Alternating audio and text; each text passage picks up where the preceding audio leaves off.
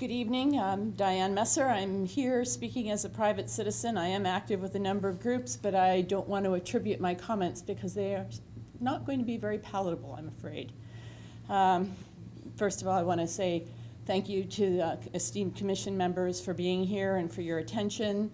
And for those who were involved in the formation of this commission, I think it's so important. There are many people that are envious of the intertie we have with our trade, and I've assured them that that we do appreciate it, and thank you.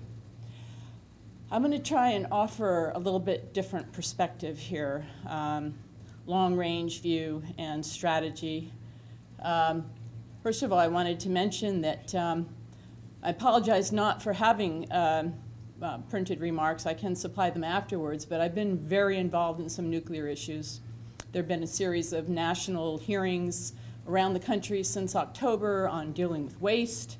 We also have tremendous issues dealing still with the fallout coming from Fukushima, and it does impact us tremendously here and is not being well divulged to the public.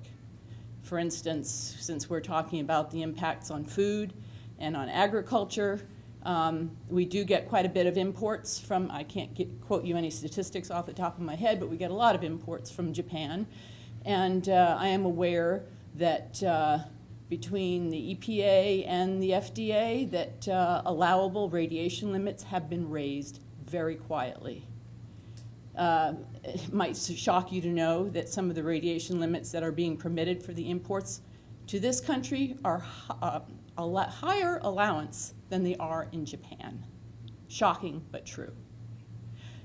As time goes on and more of the radiation comes to this country, both through the ocean because of the continuing release of radioactive water and the plumes that are affecting the West Coast tremendously now. There's some very fast-acting cancers, such as thyroid cancer. I don't know if any of you are aware of that, but in the northwest of the U.S., it depends a lot on the flow of the air currents, the jet stream.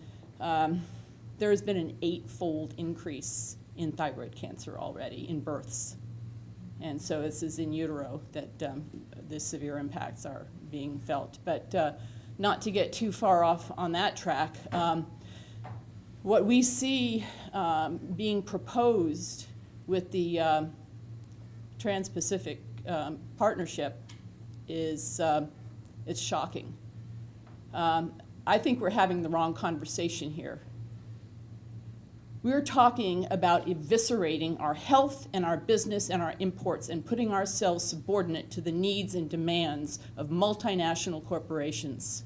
What I would like to see is a lot of backbone around here, and to have, as an organization, to stand up to our state and have a representation to our U.S. Representatives in Washington to demand that this be fully transparent. How can we negotiate on something when we don't even understand what the impacts are going to be and what the details are? I'm shocked that we're having this conversation. We're talking about eviscerating our health and our imports and our trade, and people are just shrugging it off. We're being slowly conditioned. I can't sanction this, any part of this. We're begging for crumbs off of the table instead of being in control of our health and our laws. And several of you are legislators, and I do appreciate your service in the legislature. I would not want to have my hands tied and my feet tied and a gag on my mouth and only be able to nod my head and say, uh-huh, because we're being told this is what you will vote for. I want to know what's going to happen in Washington when this vote comes down. We understand that it is postponed now. They were going to try and rush it through with fast track before the end of this year. And just like NDAA, when our good president promised that he was not going to sign because of the indefinite detention portion of it being a threat to U.S. citizens, he went and signed it late on New Year's evening, on the evening of New Year's Eve. Are we going to see something like this happening? I don't have any faith that we won't. Because without the transparency, I don't believe that our interests are going to be cared for. Are we negotiating for a few crumbs, or are we going to stand up and say we're not going to take this? Are we subordinate to multinational corporations, or are our liberties going to be protected? I don't want to get too far off on this track of the First Amendment and other rights that we have to speak. We do, and I think a lot more people need to be aware and to be speaking out on this. I thank you for your attention, and I don't expect there'll be any questions. Oh, we never know. Oh, Ah. I have a quick one. Yes. I know that you're from Oldham County, but you didn't say what town. Oh, I'm sorry, I apologize. I'm at Liberty. Thank you very much, ma'am. Mr. Palmer? Well, these legislators aren't responsible for what's going on down in Washington, and I think they're making an effort to deal with the issue which we're all discussing and which offends us all. Oh, I did acknowledge that, most certainly. The other I'm- side of this, when you talk about national corporations, Mhm. in fact, it's the trade representatives are in cahoots. It takes two to dance. Mhm. So the vilification isn't on just one side, and I agree with you, there's plenty of vilification to go around. Sure, absolutely. And I affirm what you're saying. Who does our trade, may I ask you a question? Who does, or it can be for any on the panel, who does our trade representative answer to specifically? Who does anything in Washington, yes or no? And that's President. I did want to say one thing that, I'm not sure that everybody in the audience knows, or you probably know, because you're very up on these issues, but this year, the Maine legislature did unanimously, in both the House and Senate, pass a resolution opposing fast track.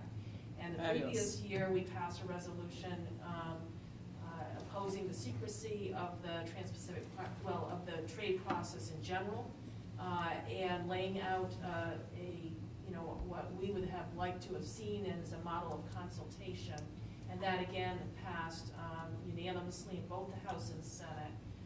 So, the Maine legislature has actually been ahead, and we also have a law that says, going back to procurement, that in any situation where we potentially have any ability to weigh in, that we will not bind the state of Maine on procurement or anything else unless the legislature and the governor and this commission are in agreement and actually pass a law to do so. That, of course, doesn't stop it from happening, but I do think it's important to note that the Maine legislature is probably more informed about these issues than many around the country, and perhaps some of our members of Congress as well. Oh, I am cognizant of that and very appreciative. I don't know what mechanism you could use, whether you would do a joint resolution or what, to, in the strongest terms possible, to let our representatives in Washington know that it's not going to be this business as usual. Where are we going to stop? Here we have stacked up more trade agreements waiting, the transatlantic, and who knows how many more. I think we pretty well see the handwriting on the wall where this drift is going. Where are we going to stop this? Where are we going to say we are not going to keep in this vein and take what little small concessions we can get, and we're losing more and more? And I will just leave it at that. I think my intentions are pretty clear, and I appreciate you for Senator Patrick? Thank you, Ms. Messer. I would like to thank you for your comments. There's times as legislators and commission members, we can't always say what we want to say, but I do thank you for your comment. And one of the things that a lot of people, I said this at one other meeting, that whether it's WikiLeaks or whoever does the leaks, I like them because it adds transparency to the process, which every Mainer and every American should want, is more transparency. And I said, since I saw Trading Democracy by Bill Moyers, the documentary scared the hell out of me, and what I hear on the leaks scare me. And one of the things that I didn't have the verbiage before the leaks were that I knew all along was they are looking for the lowest common denominator in everything, and the lowest common denominator with the most profitability.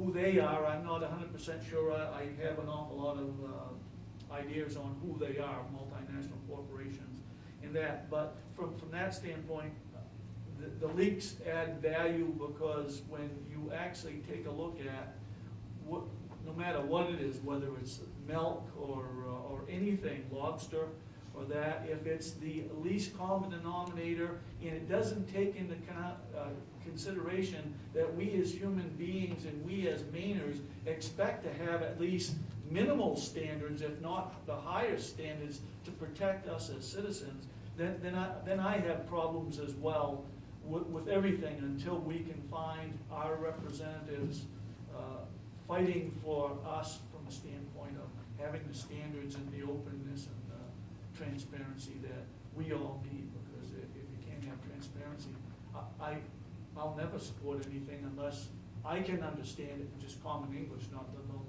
international trade agreement legalese. So thank you for your comment. Oh, I do very much appreciate your comments tremendously. Transparency, we're arguing we should have more of it. We should have full transparency, not 20%, not 40%, not 80%, 100%. And why would anyone be willing to take this on someone say so?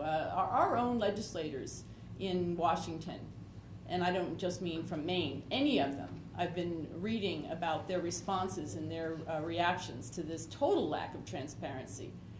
They get put in a sealed room with not a piece of paper or a recording device, or, I mean, even if they wanted to write in blood, they don't have anything to put it on but their shirt tails. They can't take notes, they can't keep track of anything, and they are sworn by whatever oath that they are required to take that they won't divulge any of this. How can we even consider going along with this? So I would say put your heads together and figure out some strategy, some kind of mechanism that will push back against this and say it is not acceptable. We're not going to negotiate within your framework accepting this lack of transparency. We're going to go outside the box. Thank you.